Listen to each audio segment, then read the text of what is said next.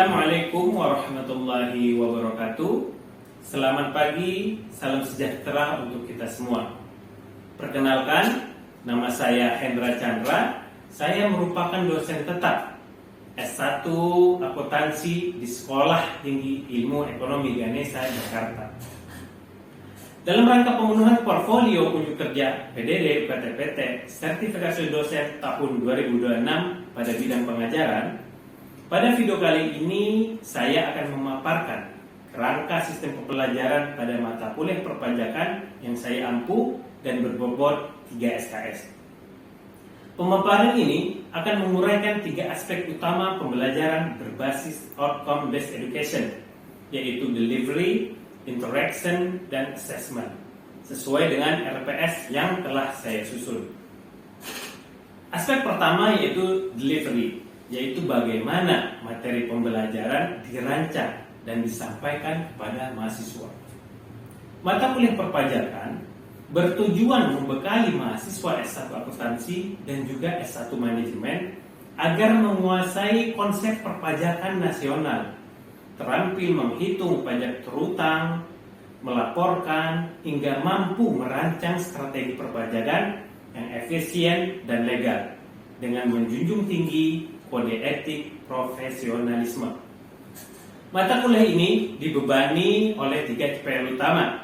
CPL pertama yaitu mengenai pengetahuan, mampu menguasai konsep perpajakan nasional dan menerapkannya dalam konteks dunia kerja.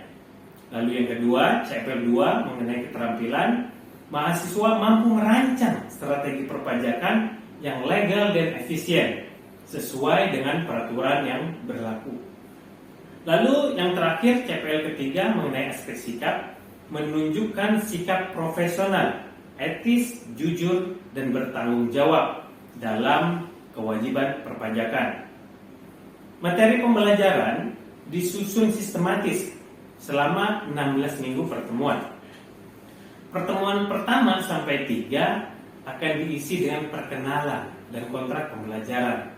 Kemudian akan membahas tentang dasar-dasar perpajakan dan ketentuan umum dan tata cara perpajakan. Lalu pertemuan 4 dan 6 hingga 6 yaitu kita akan membahas PPh umum, PPh pasal 21 dan PPh pasal 22. Lalu pertemuan 7 akan ada praktek simulasi pelaporan PPh 21 via website Cortex Dirjen Pajak. Dan pertemuan 8 tentunya adalah ujian tengah semester. Kemudian pertemuan 9 hingga 11 kita akan membahas PPh pasal 23, 24, 25, dan 29. Dan pertemuan 12 sampai 14 akan membahas pajak pertambahan nilai PPN, PPNBM, dan biaya materai. Dan pertemuan 15 yang akan ada cuplikan videonya, kita akan membahas keberatan dan banding pajak atau sengketa pajak. Dan terakhir tentunya adalah ujian akhir semester. Untuk menjaga referensi agar selalu up to date, saya mengkombinasikan literatur terbaru, baik itu dari Profesor Mardiasmo yang mengeluarkan buku perpajakan berseri-seri dan kita menggunakan edisi yang terbaru, atau juga kita mengacu pada publikasi riset ilmiah dosen mengenai perpajakan. Kemudian aspek kedua adalah interaction, yaitu bagaimana membangun interaksi 2 arah yang aktif dan kolaboratif. Mode perkuliahan dilaksanakan secara tatap muka di kelas dengan metode pembelajaran melalui pendekatan student centered learning dengan mengkombinasikan 2 metode utama, yaitu case method dan exercise, di mana mahasiswa dapat mensimulasikan, menghitung, dan melaporkan pajak secara langsung pada website Cortex Dirjen Pajak. Adapun media interaksi didukung secara digital melalui LMS atau yang kita sebut SIAKAD STIE Ganesha. Kemudian akan ada kuis interaktif via website Kahoot Online Quiz serta grup WhatsApp kelas untuk komunikasi harian. Dan selanjutnya aspek ketiga adalah assessment, yaitu sistem penilaian yang objektif, transparan, dan terukur berdasarkan ketercapaian indikator KPR. Penilaian terbagi dalam beberapa komponen evaluasi sesuai di RPS. Pertama adalah aktivitas partisipatif dengan persentase 15%. Kedua adalah case method atau project based learning dengan persentase 60%. Dan ketiga terakhir kognitif tambahan dan afektif 25%, yang terdiri dari tugas mandiri atau kelompok, kuis, UTS, dan UAS. Kelulusan diukur sesuai standar akademik yang ada di STI Ganesha dengan nilai range antara A hingga E. Setiap mahasiswa dapat memantau secara real time perkembangan nilai, absensi, dan mendapatkan umpan balik langsung melalui sistem SIAKAD yang kita sediakan di kampus. Demikianlah pemaparan mengenai kerangka delivery, interaction, dan assessment pada mata kuliah perpajakan program studi S1 Akuntansi STI Ganesha Jakarta. Selanjutnya, marilah kita saksikan bersama-sama cuplikan proses pembelajaran tatap muka di kelas pada salah satu sesi perkuliahan pada materi 15 mengenai keberatan dan banding pajak.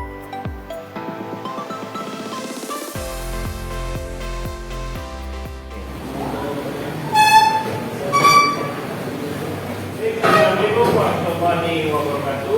Waalaikumsalam warahmatullahi wabarakatuh. Alhamdulillahirabbil alamin wa bihi nasta'in ala umuri din. Wassalamu ala asyrofil mursalin wa ala alihi wa sahbihi wa man. Baik, apa kabar teman-teman semua? Baik. Sehat ya? Berdiri sehat? Alhamdulillah. Ini saja. Mana hari ini sarapan apa? Budaya sih. Makan nasi. Indonesia banget ya. Isi banget. Makan nasi. Ya. Fitri gimana? Sehat? Alhamdulillah ya. Semoga kita selalu sehat. Kita mulai ya kelas ini. Sebelum mulai mungkin sebaiknya kita berdoa ya agar semuanya lancar ya, semua diberi kemudahan. Begitu kita berdoa sesuai agama yang kita berdoa mulai.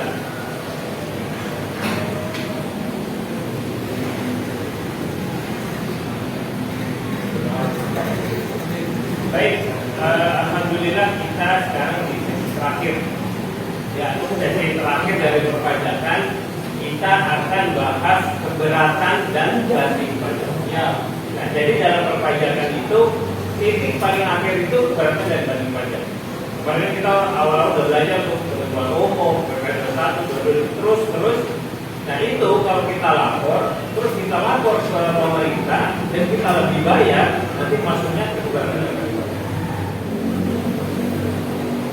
Oke.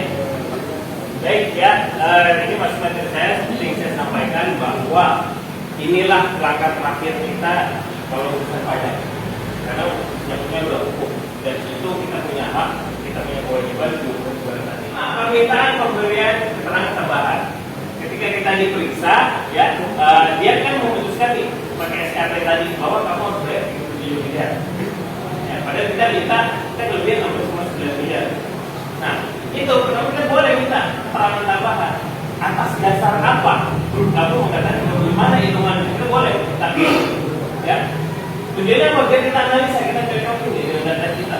Nah, kadang-kadang mereka juga salah, makanya saya bilang subjektif karena pemeriksa ya. Jadi dia bisa jadi salah karena dia koreksinya nggak benar. Nah, dalam arti nggak benar, kita melawannya itu bukan berarti kamu nggak benar, nggak ngerti, bukan, pakai undang-undang. Jadi menurut undang-undang ini hitungannya nggak gitu, itu nggak boleh dikoreksi. Itu artinya kayak gini. Jadi itu kita berani, kita berjelasin. Oke? Persiapkan. Apa yang kita harus persiapkan? Kira-kira, teman-teman. Tadi sudah saya singgung kayak gini. Ketika kita ingin melakukan keberatan, kita nggak terima keputusan si pemeriksaan. Kira-kira apa yang harus kita siapkan? Nah, terus? Apa tadi? Data ya, dokumen-dokumen. Itu semua harus kita siapkan. Nah, kalau dulu mungkin fisik, jadi dikumpulin nih, itu capek banget. Kalau sekarang udah digital, kita scan, kita naikkan ke Excel, gitu, ini kita kirim. Mereka yang lihat. Nah, ini kita di sana. kan yang tidak memenuhi syarat. Nah, kira-kira tadi udah kita tahu syarat yang bagus apa. Yang tidak memenuhi syarat kira-kira memilih seperti apa?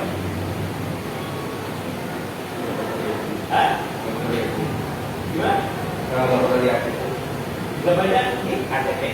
KTP, iya. Kira-kira yang nggak diajak itu seperti apa suratnya? Kita kirim surat. kurangnya dokumen, Kurang dokumen, ya. data-datanya kurang jelas. Betul, data kurang jelas. Terus ditujuin tadi kualitasnya banyak.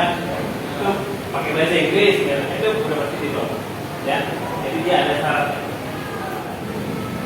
Lalu putusan keberatan dari Dirjen Pajak ini ada 4 putusannya. Nah, ketika kita lakukan keberatan, berarti ada 4. Yang pertama, menerima seluruhnya. Maksudnya gimana nih menerima seluruhnya? Full. Jadi semua yang kita klaim, kita keberatan, mereka nggak ada terima, oke, sip. Segitu. 16,9, oke. Karena hitungannya udah benar. Argumen kita kuat. Undang-undang yang kita bawa itu kan benar. Ya, jadi kita menang. Bahasanya gitu. Kedua, menerima sebagian. Kalau sebagian, kan banyak tuh pos-pos yang kita koreksi. Nah, nanti sebagiannya aja yang dia terima. Karena sebagian itu mungkin kita yang salah. Bisa jadi. Nah, kita nggak bisa, mungkin kita nggak salah. Ya, data kita yang nggak komplit. Nah, itu pasti kita yang lalu. Nah, jadi dia akan menerima sebagian. Atau bahkan tadi, jelasin, menolak. Nah, misalnya kita keberatan, udahlah. Kita pokoknya keberatan, dan kita dapat datanya, nggak ada datanya. Ya. Ketiga, menambah besarnya pajak berhutang. Nah, ini yang paling sering nih, ya. Tadi saya bilang kita lagi 16,9, tiba-tiba kita jadi kurang bayar juga 7 miliar. Jadinya ya menambah. Nah, itu kita harus kalau menerima ya kita harus bayar semuanya. Ya. Nah, sekarang analisis. Apabila Anda mendapatkan kiriman surat dari Dirjen Pajak berupa SKP kurang bayar, sedangkan menurut Anda seluruh kebanyakan Anda sudah benar, maka langkah apa yang Anda ambil mengacu pada undang-undang? Silakan dianalisis dan kira-kira sertakan peraturannya. Sebelum banding, keberatan itu kita melanjutkan keberatan. Jadi tadi ya, wajib pajak. Ya, mau pribadi perusahaan, ini diskus. Diskus itu kata pajak lah, DJP ya. Nah, kita lebih bayar. Nah, ketika kita lebih bayar, kita duit ke pemerintah itu, maka harus dilakukan pemeriksaan kan? Ya. Pemeriksaan.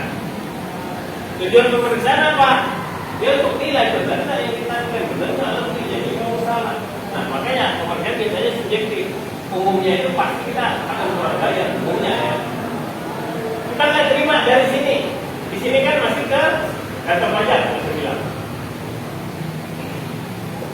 Hasil pemeriksaan kita nggak terima, tidak terima.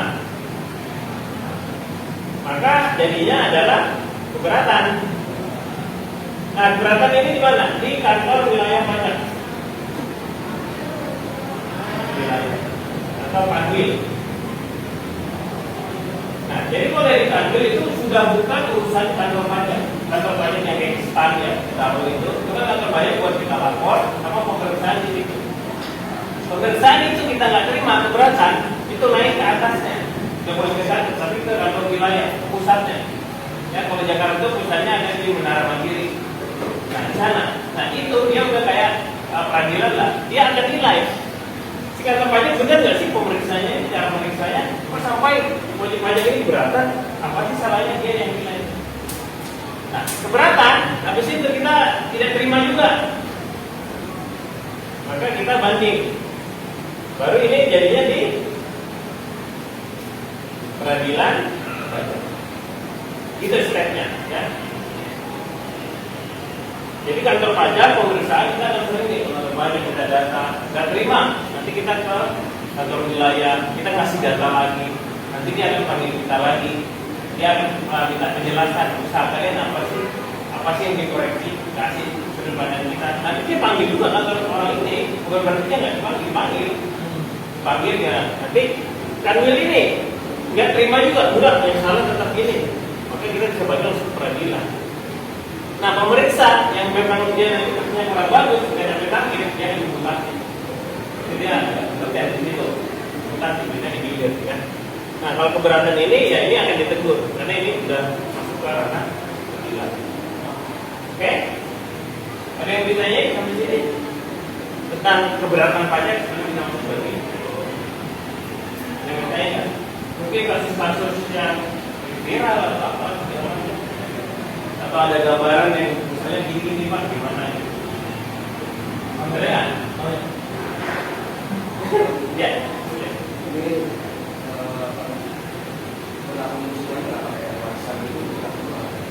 Warisan, iya berlaku. Bagi semua itu kayak Semua. Tapi kan asalnya itu adalah dari SPT yang kita lapor. Kan ya gitu. Tadi udah saya kirim link. Pertama buat kelompok diskusi. Terserah mau berapa kelompok, mau berapa orang, mungkin maksimal 5 lah. Ya, jangan rame-rame jadi kelompok. Namanya buat kelompok itu rame-rame. Ini semuanya apa? Kita berkelompok rame-rame setelah dipecah. Gitu. Diskusi, lalu evaluasi pajak tadi, proses pajak tadi di video. Ya, kira-kira sesuai peraturan nggak? Ya, maksudnya teman-teman saya silakan buka HP-nya segala macam peraturan pajak untuk banding apa itu dibaca, kira-kira udah sesuai. Tapi poinnya aja ya, biasanya kalau kita cari di Google itu dia udah simpulkan ya si AI-nya itu, nah itu ada nggak di situ? Oke? Nah nanti presentasikan hasilnya di sini kebetulan sekarang, ya. Mungkin kita nanti 1 atau 2 kelompok. Ya itu jawabannya saya harap nggak sama. Jadi subjektif sesuai dengan ya. Keberatan dan banding-bandingnya jika dapat SKPN. Pak, ini mana ini kembali. Baik. Nah, 15 menit nanti presentasi 10 menit. Nantinya sebagai waktu. Ya. Oke. Udah saya kirim di grup. Ada yang ditanya tadi? Oh iya. Apakah yang bandingnya itu kalau ini kan kayak gitu kan Pak? Apakah itu hampir semua negara atau mungkin beberapa tahun beda-beda itu sama atau mungkin beda-beda cara kerjaannya sendiri dan sebagainya? Kalau menurut saya ya pasti beda. Karena kan tarif pajak, pajak di negara, makanya ada beberapa negara yang disebut tax haven, surga pajak. Pajaknya itu kecil, dan mereka akan naruh hasil-hasil itu di sana. Saya lupa negara-negara tax haven itu apa, mungkin kayak apa ya, Swedia,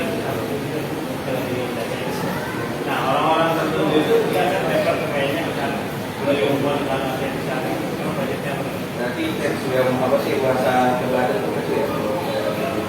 kalau di luar. Ya, maksudnya kayak yang bapak sebut itu tadi itu berarti kalau ini kan itu kan banyak kalau di siapa yang berarti kan banyak banyak. Tapi kalau di kayak sendiri itu berarti jarang ada. Atau mungkin ada, cuma misalnya kayak kan kita udah tarifnya udah berapa banyak. Misalnya saya bilang biaya masuk tuh ada 4 tarif, ya kan? Biaya masuk, terus H22, KPN, KPNBM. Nah di sana mungkin kita diproses ilmunya. Nah umumnya itu akan menghindari hal-hal kayak gini karena itu lebih kecil. Saya bayar aja. Kalau ini kan mungkin karena penggedean dan uang kita sebenarnya terlalu besar, itu putar balik. Gitu. Ya, oke. Silakan ya. Oh boleh. Iya.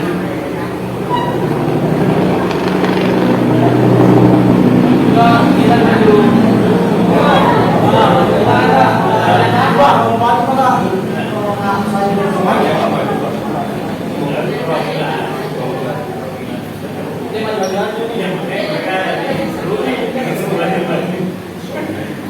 Ayo, kita lihat mana. Ya, silakan. Baiklah, kami dari kelompok satu. Oke. Nah, kami di sini akan menjelaskan dari dalam kelompok kami analisis dari video yang telah terbaca pada tadi.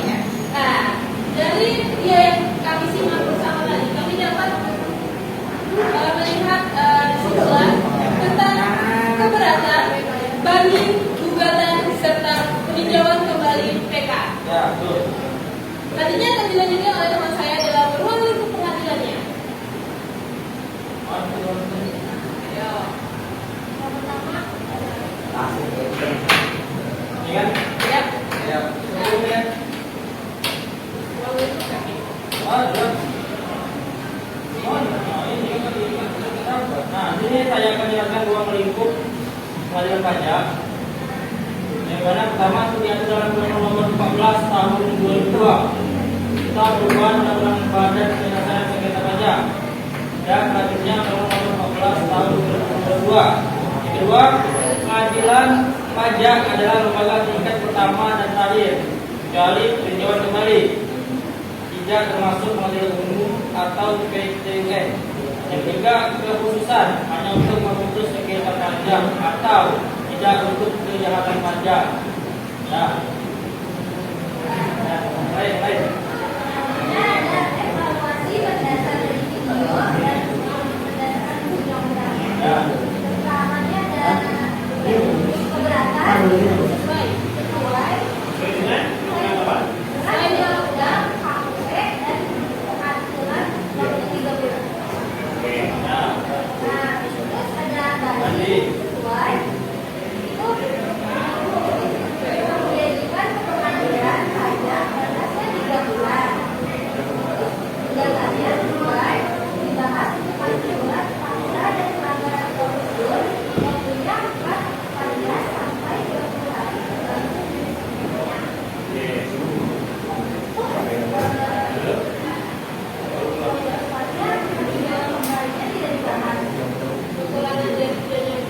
Kekurangannya di Ya, bedanya nggak dibahas. jadi yang dibahas cuma 3 poin tadi, gugatan, Gugatan sama banding. banding. berbanding. Nah, itu perbandingan tadi itu lebih ke apa? Prosesnya. Dari tiga itu prosesnya dia gimana? Dari tiga itu yang mana? semua. Hah? Enggak, maksudnya dari video itu menunjukkan prosesnya gimana dari tiga itu. Nomor tiga, pengadilan pajak banding ya. Pajak. Nah, yang ketiga nih, coba. Yang ketiga itu nih. Ini aja, Pak. Ini aja. Ayo, Pikir. ya nih ya. Dari tiga aja. Kira-kira itu gimana? Saya mau Dari yang berarti beratan. Kita simpan, ya. berapa, Pak? Ya, kita simpan. Oke. Selanjutnya, udah. Kasih Pak, ada kelompok ini yang terus. Selanjutnya,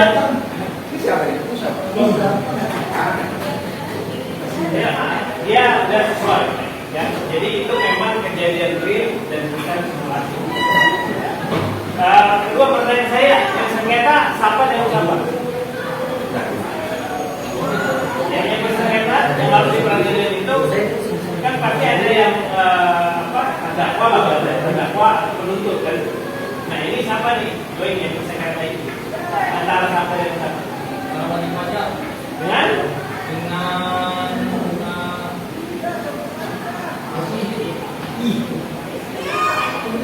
Wan, gimana? Apa tuh? Dirjen. ya, NPWP. Terpikir. Ya, ini. Jadi yang sengketa itu, ya, karena memang jalurnya berdua. Cuma ada satu hal, itu kan di peradilan pajak, berarti dia di nomor 3. Kalau kantor wilayah itu masih kantor di situ. Ragu, jangan ragu, karena dia peradilan. Nah, nanti keputusannya itu kan sama kan, menerima seluruhnya segala macam. Dari paling ini kan keputusan terakhir, apa bisa kita ngajuin namanya tadi peninjauan Kemarin mereka. Nah, jadi kita memohon kalau video kembali dan dinyatakan ini. Nah, kadang-kadang bisa ada perubahan atau tidak. Nah, ini